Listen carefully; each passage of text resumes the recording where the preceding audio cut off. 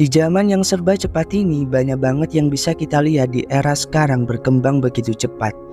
Artificial intelligence atau kecerdasan buatan manusia yang makin berkembang.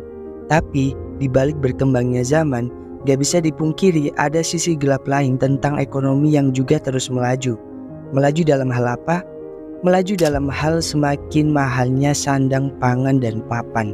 Nah, kita tahu nih bahwa akan selalu ada tren di tiap tahunnya, dan sebagian dari tren tersebut akan menguras habis uang kita kalau kita nggak aware akan hal ini. Nah, apa aja sih tren lifestyle di tahun 2024 yang berpotensi merusak keuangan kita? Tapi sebelum lanjut, subscribe channel ini kalau dirasa bermanfaat karena kita akan upload jam 7 malam di setiap harinya. 7 lifestyle atau gaya hidup kekinian yang akan menguras habis uang kita. Tren yang pertama adalah subscription. Subscription di sini bukan tentang berlangganan subscribe di YouTube yang kalian lakuin di channel ini ya, yang sifatnya gratis. Tapi adalah berlangganan pada suatu produk atau layanan yang sekarang banyak dipasarkan. Sekarang orang-orang banyak banget nih yang berlangganan di suatu produk atau layanan seperti Netflix, Spotify, atau mungkin produk lain yang kadang gak maksimal kita pakai, tapi kita berlangganan. Contohnya kita tiap hari kerja, habis gitu capek sampai rumah langsung tidur dan gak sempet nonton Netflix tapi masih berlangganan bulanan Netflix. Itu buat apa gitu? Jadi tren berlangganan ini cukup bikin tanpa sadar menguras keuangan kita. Lama-kelamaan kalau kita ikut tren ini gak akan ada lagi suatu produk yang sifatnya kepemilikan, tapi berlangganan. Tren yang kedua, penggunaan uang digital yang bikin kita makin gak sadar. Zaman udah berkembang, uang tunai atau cash banyak ditinggalin. Menurut Forbes, dari semua transaksi konsumen, 54% dilakukan dengan kartu debit, 37% dengan kartu kredit, dan cuma 9% pakai uang tunai. Nah, lo sendiri siapa nih yang masih sering pakai uang digital buat transaksi? Transaksi dengan uang digital dalam bentuk apapun itu seringkali bikin kita nggak sadar sama pengeluaran. Karena tinggal pencet, bayar, gesek, lalu hilang. Tapi coba deh lo pikir-pikir lagi. Bayar apapun pakai uang tunai itu bikin banget lo sadar ketika lo ngeluarin uang lo dari dompet. Lalu lo keluarkan itu untuk orang lain. Dan dengan mata lo sendiri ngeliat bahwa duit lo lagi berkurang. Itu tuh bikin secara psikologis lo jadi lebih aware dan hati-hati terhadap uang lo, karena lo sadar nih bahwa uang lo lagi berkurang. Nah, cara ini tuh meskipun ya udah banyak ditinggalin karena orang-orang lebih memilih bayar pakai QRIS, pakai debit, atau pakai kartu kredit, nyatanya lebih bikin lo sadar atas apa yang terjadi di keuangan lo secara psikologis, karena lo menyaksikan sendiri uang lo serahkan ke orang lain. Dan yang berarti sedang berkurang gitu.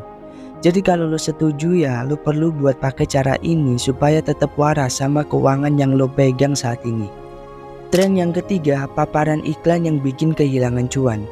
Dulu mungkin kita cuma bisa ngeliat iklan tuh di TV, di billboard, di baliho, dan radio. Tapi seiring berkembangnya zaman, makin kesini kita itu akan dihadapkan banyaknya iklan yang hadir di kehidupan kita lewat sosial media, website, dan banyak banget. Diperkirakan orang-orang zaman sekarang melihat 7.000 sampai 10.000 iklan tiap harinya. Artinya apa? Banyak sekali ancaman secara halus di finansial kita kalau kita nggak aware sama hal ini. Terus apakah kita harus menghindari melihat iklan? Nggak perlu. Karena nggak akan bisa gitu buat kita menghindar dari iklan-iklan tersebut. Kita tuh cuma perlu kesadaran penuh dalam membuat keputusan, kesadaran penuh dalam mengatur uang, dan kesadaran penuh buat menjaga uang-uang yang kita punya.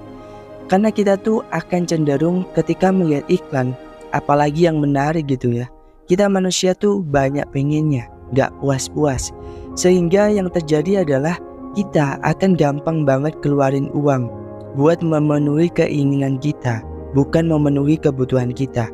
Dan itu perlu kita sadari dan perlu kita warasi otak kita ini supaya hal ini gak akan terjadi di keuangan kita. Lanjut tren yang keempat, model langganan di bawah 100.000. Model langganan di bawah 100.000 ini sering banget bikin kita lengah. Karena apa? 100.000 itu uang yang mudah untuk kelas menengah. Banyak langganan seperti yang udah aku sebutin. kayak Spotify, Netflix, dan lain-lain yang pada akhirnya nggak maksimal kita pakai karena ada sebab tertentu. Jadi kita sering lengah karena ngelihat biaya ini tuh murah mungkin, tapi nggak berpikir panjang dulu buat beli layanan tersebut. Apakah benar-benar akan terpakai secara maksimal? Dan ke depan kita akan terus melihat model layanan 100 ribuan ini. Dan gua harap lo gak akan lengah. Lebih berpikir panjang buat mutusin beli layanan itu untuk menjaga keuangan atau finansial pribadi kita. Tren yang kelima, model langganan per tahun. Tahun ke tahun, makin hari makin kelihatan aja model langganan ini tuh disediakan untuk kita yang ngelihat, wah, setahun cuma sekian harganya, bisa nih coba langganan. Tapi seringkali kita tuh langganannya setahun, tapi maka aplikasinya tuh cuma sebulan gitu, terus nggak dipakai lagi. Dan itu akan jadi momok lagi untuk keuangan kita. Dan gua pengen ngingetin bahwa mengoptimalkan uang yang kita punya itu penting banget. Berpikirlah panjang sebelum membeli produk atau layanan yang akhirnya jarang dipakai untuk menjaga keuangan kita supaya jadi lebih aman. Tren yang keenam, membeli produk bukan karena bagus tapi karena mendewakan CEO atau direktur yang karismatik. Gimana maksudnya nih? Agak ribet ya, tapi coba gua jelasin. Elon Musk itu mencerminkan banget kekayaan, prestis, kemewahan dengan produk-produk dan inovasinya Tesla. Kehadiran CEO yang sering kita lihat sebagai pemilik sebuah produk gak jarang bikin orang-orang di kalangan atas itu kagum dan membeli produknya. Dan ini kenyataan. Ada banyak orang-orang yang menyukai Apple karena selain emang produknya yang bagus, tapi juga kepribadian Steve Jobs yang bikin mereka mengidolakan dan membeli produknya. Nah, hal ini memang jarang orang mengalami. Tapi nyatanya bahwa di luar sana banyak yang memutuskan membeli produk bukan karena melihat produknya tapi melihat pemiliknya. Semua ini sebenarnya wajar, tapi alangkah baiknya kalau kita kembali ke track bahwa membeli suatu produk itu berdasarkan kebutuhan fungsional atau kualitas dan harga yang memadai dan ramah untuk menjaga kesehatan keuangan pribadi kita. Tren yang ketujuh, fokus terhadap estetika. Pernah gak sih lo beli barang atau pengen ke suatu tempat cuma karena fokus terhadap estetika? Maksudnya gimana bang? Kalau barang mungkin lo semua udah paham ya. Misal lo beli jam tangan yang keren banget, yang warnanya emas, yang mengkilap dan lain-lainnya. Padahal secara fungsi ya tetap buat lihat jam kan. Terus pernah gak lo pergi ke tempat tongkrongan yang lebih estetik? Misal di restoran, kafe yang estetik, kafe yang ada batu-batunya kayak anak scan. Dan masih banyak lagi yang padahal tujuannya ke situ ya cuma nongkrong dan ngobrol. Dan seringkali bisa kita lihat bahwa segala bentuk yang mempunyai estetika itu harganya mahal. Kayak jam tangan tadi pasti harganya mahal. Terus nongkrong di restoran atau kafe yang estetik pasti beli kopi aja harganya udah di atas 30.000. Yang kalau lo beli kopi sasetan di warung itu tuh bisa bergelas-gelas, bisa bikin lo kena asam lambung. Maksud gue di sini adalah jangan salah mengartikan ada harga, ada kualitas dengan ada harga, ada estetika.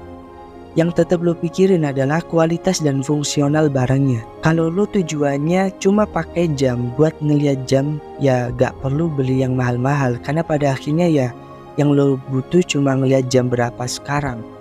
Beda lagi kalau lo beli jam mahal buat investasi. Karena ada beberapa orang yang beli jam yang mahal tujuannya buat investasi karena harganya yang terus naik. Itu beda lagi karena itu tujuannya investasi, bukan cuma ngelihat sekarang jam berapa.